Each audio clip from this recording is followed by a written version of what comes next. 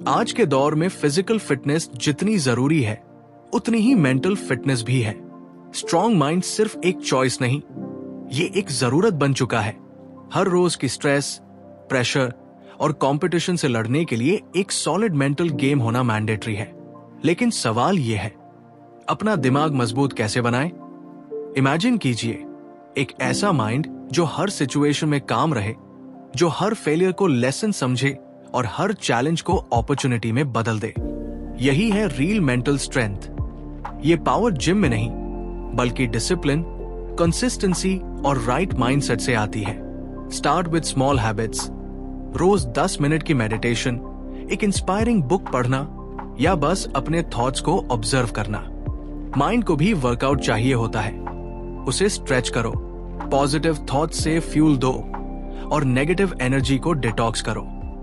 Mental strength कोई एक दिन का रिजल्ट नहीं, ये एक प्रोसेस है। सो अगर आप भी बनना चाहते हैं मेंटली अनस्टॉपेबल, तो अब वक्त है अपने माइंड को ट्रेन करने का।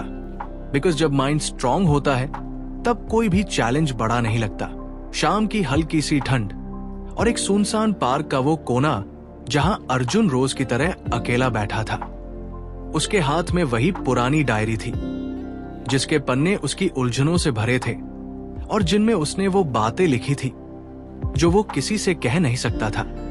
तू कुछ नहीं कर पाएगा अर्जुन, तुझमें वो बात नहीं है। उसके दिमाग में फिर वही आवाज गूंज रही थी, लेकिन ये किसी और की नहीं, उसकी अपनी थी। वो 22 साल का लड़का था जिसकी आंखों में सपने थे पर मन में डर और दिल में एक कांस्टेंट कॉन्फ्लिक्ट। स्कूल में एवरेज स्टूडेंट, कॉलेज में इंट्रोवर्ट और करियर के नाम पर कंफ्यूजन का ढेर। हर कोई कहता कुछ तो कर यार, लेकिन माइंड अंदर से कहता क्या कर पाएगा तू? उसने अपने फोन की स्क्रीन देखी। इंस्टाग्राम पे सब परफेक्ट लगते थे, किसी की फॉरेन ट्रिप, किसी की प्रमोशन, किसी की एंगेजमेंट, और वो खाली। कभी कभी अर्जुन सोचता क्या मैं ही पीछे छूट गया हूं? लेकिन उस दिन कुछ अलग था। एक एल्डरली आदमी लगभग 60 साल के वही बेंच पर आकर बैठ गए। उन्होंने अर्जुन की डायरी की एक झलक देखी और बिना पूछे बोल पड़े, कभी माइंड को जिम लेके गए हो बेटे? अर्जुन चौंका, थोड़ा झेंपा भी। क्या मतलब ये कि बॉडी के लिए जिम जाते हो ना, माइंड के लिए क्या करते हो? अर्जुन के पास कोई जवाब नहीं था, बस एक हल्की मुस्कान आई और फिर वही साइलेंस।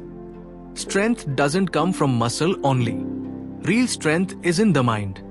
वो आदमी बोले और जाते जाते एक छोटा सा कार्ड थमा गए। उस पर लिखा था, warrior mindset workshop, unlock the strength with in you. Arjun ने सोचा ये सब मोटिवेशनल बीएस है, लेकिन अगले दिन उसी बेंच पर अकेले बैठे हुए उसने वो कार्ड फिर से पढ़ा और न जाने क्यों उसने उस क्यूआर कोड को स्कैन कर दिया। क्लास का पहला दिन, माइंड के जिम की शुरुआत। एक स्मॉल रूम, 4 दीवारें, कोई चमक दमक नहीं, सिर्फ एक व्हाइट बोर्ड और एक काम confident voice, welcome to your mental gym. सामने खड़ा इंसान न कोई सेलिब्रिटी था, न कोई इंस्टा कोच। वो बस एक ऑर्डिनरी लुकिंग व्यक्ति था, पर उसकी आंखों में कुछ अलग था। जैसे उसने अंधेरे से लड़ाई लड़ी हो और उसे हरा भी दिया हो। उसने सवाल किया, अगर आप हर दिन अपने थॉट्स के गुलाम हो तो आप कितनी दूर जा सकते हो? अगर हर चैलेंज आपको तोड़ देता है तो आप कभी जीत कैसे पाओगे? हर शब्द अर्जुन के दिल में उतर रहा था। माइंड को मजबूत बनाना है तो पहले उसे समझना पड़ेगा। स्ट्रेंथ कोई ओवरनाइट चीज नहीं है, ये हैबिट है, डेली वर्कआउट है, मेंटल पुशअप्स है। क्लास में एक एक्सरसाइज दी गई, write down your 3 biggest fears. Arjun ने लिखा, लोग क्या कहेंगे? मैं फेल हो जाऊंगा, मैं अकेला रह जाऊंगा। फिर दूसरा सवाल आया, अब सोचो कि अगर तुम इनसे डरते रहोगे तो क्या खो दोगे? अर्जुन की कलम रुक गई। उसे लगा जैसे उसकी डायरी में पहली बार सच लिखा जा रहा हो। इंटरनल नॉइज सबसे बड़ी एनिमी। अर्जुन ने जाना कि उसका सबसे बड़ा दुश्मन कोई बाहर वाला नहीं था, वो खुद था। उसकी खुद से की जाने वाली बातें ही उसकी हार की जड़ थी। वो खुद को अंडर एस्टिमेट करता था हर बार, वो खुद को कंपेयर करता था हर टाइम, वो खुद से ही भागता था हर दिन। एक दिन वर्कशॉप में एक एक्टिविटी हुई, 15 मिनट साइलेंस में बैठना, आंख बंद करके, कोई डिस्ट्रैक्शन नहीं, कोई फोन नहीं, बस अपने थॉट्स के साथ। पहले 5 मिनट ये क्या बकवास है, अगले 5 मिनट अब बॉर्डम किल कर देगा, और आखिरी 5 मिनट पता चला सबसे ज्यादा शोर तो मेरे अंदर ही है। वो शोर जो उसे हर वक्त बताता था कि वो किसी लायक नहीं है, वो आवाजें जो रुकती नहीं थी। लेकिन उस दिन पहली बार अर्जुन ने उन आवाजों को सुना, ऑब्जर्व किया और जवाब नहीं दिया, बस देखा। ये पहला स्टेप था अवेयरनेस का, और अवेयरनेस से ही शुरू होता है transformation. The battle of every day. एक हफ्ता गुजर गया। अर्जुन हर रोज वो वर्कशॉप अटेंड करता, डायरी में लिखता और रात को 5 मिनट खुद से बात करता। धीरे धीरे उसमें सटल चेंजेस आने लगे। वो अब खुद को जज नहीं करता था, बस ऑब्जर्व करता था। वो अब खुद को ब्लेम नहीं करता था, बस एक्सेप्ट करता था। वो अब खुद को परफेक्ट नहीं बनाना चाहता था, बस बेटर बनाना चाहता था। माइंड को स्ट्रांग बनाना भी वैसे ही था जैसे बॉडी बनाना, रेप्स, डिसिप्लिन और टाइम। एक दिन कोच ने कहा, आप खुद को हर रोज क्या कहते हो वही आपका फ्यूचर डिसाइड करता है। नेगेटिव सेल्फ टॉक एक जहर है और आप हर रोज उसे पीते हो। अर्जुन ने फिर से डायरी खोली और एक नया एफर्मेशन लिखा, मैं कमजोर नहीं हूं, मैं इवॉल्विंग हूं। ट्रिगर मोमेंट्स असली एग्जाम। लेकिन ग्रोथ सिर्फ थ्योरी में नहीं होती। असली टेस्ट तब आया जब अर्जुन के दोस्त ने उसके बारे में कहा, अरे वो अर्जुन, वही जो कुछ करता नहीं, बस बुक्स पढ़ता है। पहले के अर्जुन के लिए ये कमेंट एक हफ्ते की एंजाइटी और डेमोटिवेशन ला सकता था, लेकिन अब कुछ बदल चुका था। उसने डीप ब्रेथ ली, अपने कोच के वर्ड्स याद किए, अगर तुम हर इंसल्ट से टूटते हो तो तुम हर कॉम्प्लीमेंट से भी डिपेंड हो जाते हो। इस बार अर्जुन ने वो बात सुनी, एक्नॉलेज की और चुपचाप अपनी डायरी में लिखा, I don't have to prove anyone wrong, I just have to prove myself right. The mirror moment. एक रात अर्जुन आईने के सामने खड़ा था। पहले वो अपना चेहरा अवॉइड करता था, पर इस बार उसने खुद से एक सवाल किया, who are you when no one's watching? और पहली बार जवाब आया, मैं वही हूं जो लड़ता है, अपने ही डर से, अपनी ही इनसिक्योरिटी से, अपने ही माइंड से। अर्जुन अब जीतने की जरूरत महसूस नहीं करता था। उसे अब समझ आ गया था कि खुद के अंदर शांति होना ही असली जीत है। The shift begins. 15 दिन के अंदर अर्जुन ने मेडिटेशन को डेली हैबिट बना लिया था। अब हर सुबह 5 मिनट साइलेंस, 10 मिनट जर्नलिंग और 15 मिनट रीडिंग उसका रूटीन था। उसने फोन का स्क्रीन टाइम हाफ कर दिया था। उसने इंस्टाग्राम पर कंपैरिजन बंद कर दिया था। उसने खुद से एक्सपेक्टेशंस रखना शुरू कर दिया था, दूसरों से नहीं। एक दिन कोच ने कहा, स्ट्रॉन्ग माइंड मतलब ये नहीं कि आप कभी टूटते नहीं। स्ट्रॉन्ग माइंड मतलब ये है कि आप हर बार टूटकर फिर से खड़े होते हो। स्ट्रॉन्गर, वाइसर, कामर। अंत नहीं, नया मोड़। 3 हफ्तों बाद वर्कशॉप का आखिरी दिन आया। अर्जुन अब वैसा नहीं था जैसा शुरुआत में था। उसकी चाल में थोड़ी सी ठहराव थी, उसकी आंखों में थोड़ी क्लैरिटी। कोच ने आखिरी वर्ड्स कहे, माइंड को मजबूत बनाना एक बार का इवेंट नहीं, ये एक लाइफ लॉन्ग जर्नी है, और अब ये जर्नी तुम्हारी है। अर्जुन ने बाहर निकलते हुए अपने फोन में एक वॉइस नोट रिकॉर्ड किया, आज भी डर है, चुनौतियां हैं, लेकिन अब माइंड ने एक नई भाषा सीख ली है, self respect, self discipline and self belief. उसने खुद से कहा, let's go, the real training begins now. बारिश धीमे धीमे रात की खामोशी में मिल रही थी। शहर की रफ्तार कम थी, लेकिन अर्जुन के अंदर एक तेज तूफान चल रहा था। वो अपने कमरे की बालकनी में बैठा था। हाथ में पापा की पुरानी घड़ी थी, वही जो उन्होंने हमेशा पहन रखी होती थी और अर्जुन को बचपन में दी थी जब उसने पहली बार स्टेज पर भाषण दिया था। अब वो घड़ी रुकी हुई थी, जैसे वक्त भी उनके साथ चला गया हो। उस दिन शाम को जब फोन आया, अर्जुन अपने मोबाइल से रील्स एडिट कर रहा था। How to silence your mind title वाली। तभी मां का कांपता हुआ आवाज में एक ही वाक्य आया, पापा नहीं रहे बेटा। उस एक लाइन ने उसे जमीन पर लापटका। वो घंटों तक बेजान सा बैठा रहा। कमरे की दीवारें, जो कभी उसके अफर्मेशंस और सपनों से भरी रहती थी, उस दिन उसे जाने पहचानी नहीं लग रही थी। गुस्सा, गिल्ट और गहरा अफसोस, इन तीनों ने मिलकर अर्जुन को काट डाला। आखिरी बातचीत में उसने पापा को झूठ बोल दिया था, मैं बिजी हूं, बाद में बात करता हूं। और अब वो बाद में कभी आया ही नहीं। किसी बात की क्लोजर नहीं मिली, कोई गुड बाय नहीं हुआ। अर्जुन के लिए ये केवल एक लॉस नहीं था, ये उसके भीतर के भरोसे की चुपचाप टूटन थी। कुछ दिन बाद अर्जुन ने एक पुराना वॉइस नोट सुना उसके मेंटोर का, grief isn't an enemy, it's teacher. ये वाक्य उसके कानों में गूंजता रहा। मगर सुनना और समझना दो अलग चीजें होती हैं। उसे अब खुद को हर उस चीज से फिर से जोड़ना था जिसे वो सिखाता था, mind discipline, self talk, inner stability. मगर इस बार किताबों से नहीं, दर्द से। वो सुबह जो कभी जिम, मेडिटेशन और जर्नलिंग से भरी रहती थी, अब अनजान सी लगती थी। मगर एक सुबह जब सूरज हल्के सुनहरे रंगों में कमरे में घुसा, अर्जुन ने अपनी डायरी उठाई। उसमें उसने लिखा, पापा, मैं आपको खो चुका हूं, पर अब खुद को खोने नहीं दूंगा।